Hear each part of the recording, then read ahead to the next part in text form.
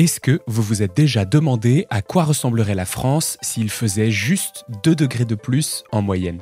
Ce chiffre des 2 degrés, on l'entend tout le temps et depuis longtemps, mais j'ai quand même l'impression qu'il a un peu perdu de son importance, de sa valeur critique. Parce qu'en vrai, c'est difficile d'imaginer que 2 degrés, c'est pas juste le plaisir d'enlever un pull. J'ai rencontré 3 consultants de BL Evolution qui ont créé le projet La France à 2 degrés. C'est une série de 6 histoires courtes qui mêle des ressources scientifiques et de la fiction pour qu'on se projette dans les chamboulements de la vie quotidienne d'une France à plus de degrés. On a travaillé ensemble pour créer une version audio immersive de ces récits et en faire un projet collaboratif.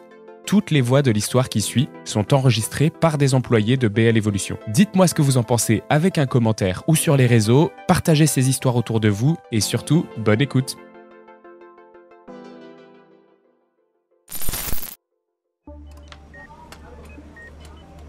Le patient parle normalement, ne présente pas de signes d'engourdissement, lève son bras, ne semble pas particulièrement désorienté.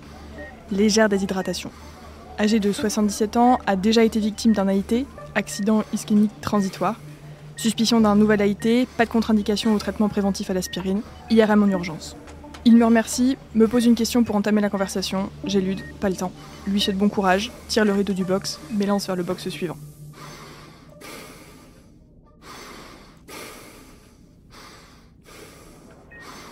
Enfant, 10 ans, accompagné du père. Ce dernier couvre sa fille d'un regard inquiet. Éruption cutanée, courbature, vomissement, fièvre. J'ai assez peu de doutes sur le diagnostic. Dingue sans signe de gravité. N'a jamais eu la dingue avant. Traitement symptomatique, paracétamol, le générique, car le reste est en rupture, et surveillance. Prescription d'une moustiquaire. Je vérifie qu'ils ont accès au livret santé et résilience. Je les quitte en oubliant de leur dire au revoir. Jeune homme, 30 ans, malaise vagal, travailleur du BTP. S'exprime difficilement en français. J'essaye l'anglais, ça passe mieux. Malaise lié à la chaleur, signe de déshydratation, brûlure due à une surexposition au soleil sur les avant-bras. Il sent fort la transpiration et la poussière. Il explique avoir des crampes aux cuisses. Je lui demande si son employeur respecte bien les horaires estivaux aménagés. Il répond à côté, évite mon regard, je soupire. Je lui indique de bien boire et lui prescris si nécessaire des gels de réhydratation. Je le quitte, énervé, griffonne un signalement à l'attention du directeur des services, qui entrera en contact avec la médecine et l'inspection du travail. Les contrôles estivaux ont été renforcés ces dernières années, mais combien d'ouvriers devront encore mourir sur les chantiers ?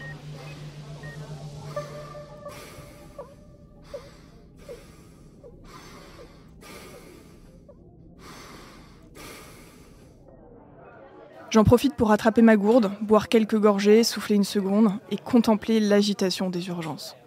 Les internes dans leurs blouses blanches qui trottent d'un coin à l'autre de la salle, climatisée évidemment. Les lamentations des patients frappés par l'épidémie de dengue et la terrible canicule.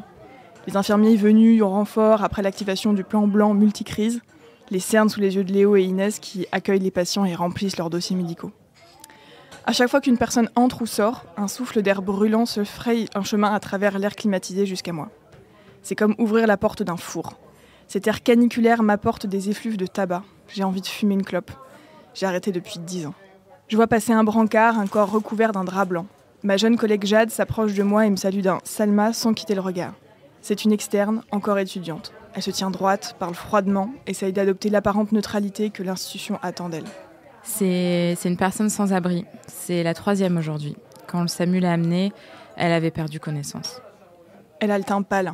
On ne s'y habitue jamais vraiment. Je lui donne une petite tape dans le dos comme pour l'encourager, puis j'écrase ma cigarette imaginaire et mets fin à cette pause à laquelle je me suis astreinte. J'ai même pas pris le temps d'aller aux toilettes.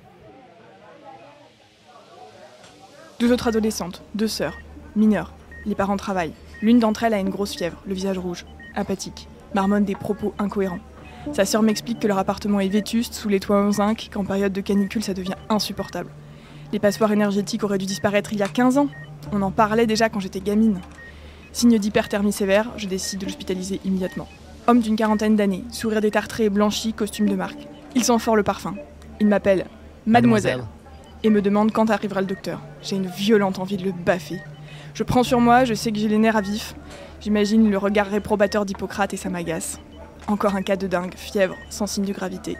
Il me dit que c'est la faute du télétravail car il y a plus de moustiques chez lui qu'au bureau, mais que les locaux de son entreprise sont fermés.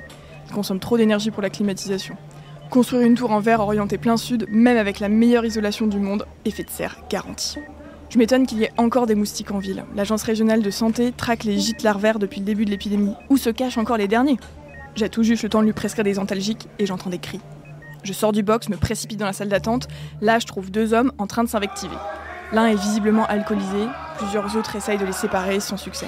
Je les engueule copieusement. « Oh, mais vous pensez pas qu'on a autre chose à faire que de se séparer 2 minutes 50 balais ?» L'autorité du médecin les fait redescendre. Ils s'éloignent un peu l'un de l'autre en se jetant des regards mauvais. J'enfonce le clou. « Non mais franchement, regardez-vous quoi !» La salle d'attente est bondée. Des pleurs de bébé couvrent à peine les lamentations d'une vieille dame sur un brancard. Une femme sans abri dort dans un coin, derrière une plante. Je la connais, elle vient souvent ici. Elle s'y sent en sécurité et il y fait frais. Parfois on papote un peu avec elle, même si on n'a jamais vraiment le temps. Les assistants sociaux l'ont déjà reçue, comme la petite dizaine de personnes à la rue qui échouent régulièrement ici, naufragées d'un océan de béton brûlant. Une multitude de regards m'observent, dans l'espoir que j'appelle leur nom et que leur attente s'arrête là. L'augmentation des capacités d'accueil hospitalière ne suffit pas à couvrir les besoins quand les crises sanitaires et climatiques se croisent. Je repense à l'an dernier, la canicule de 23 jours. Quand on en avait fait le bilan avec l'équipe, on était persuadés qu'on saurait mieux gérer la prochaine, qu'on serait mieux préparé. On devait s'améliorer presque tous les ans. Pourtant, en hiver, tout le monde avait oublié cet été brûlant et pensait qu'on serait épargné. Mais comment l'oublier ? Comment être aussi amnésique ? Peut-être juste trop optimiste. Un bruit me tire de mes pensées. Quelqu'un s'agace sur le distributeur, le secoue. Il est en panne. Je vois que tout le monde a un verre, une gourde, une bouteille d'eau en main, des granités pour se rafraîchir.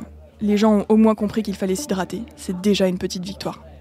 Je repars dans ma farandole de consultation. Une asthmatique qui a du mal à respirer, l'anticyclone qui stationne depuis plus d'1 semaine rend la qualité de l'air mauvaise, sans compter le pollen d'ambroisie. Un pied cassé, pas mal d'hospitalisations, des prises de sang, des examens complémentaires, des scanners, des prélèvements, encore des déshydratations, encore des cas de dingue, 2 AVC. 21h. Je n'ai pas vu le temps passer, je suis rincée. Lorsque mon collègue vient prendre la relève, je respire enfin. Mes tympans bourdonnent et j'ai un début de migraine.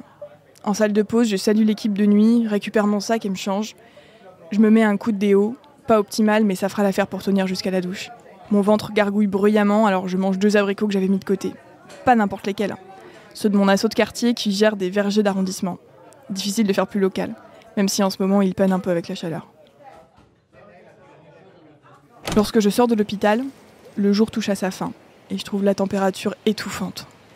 Là où l'on n'a pas encore fait sauter le béton, le sol recrache la chaleur emmagasinée dans la journée.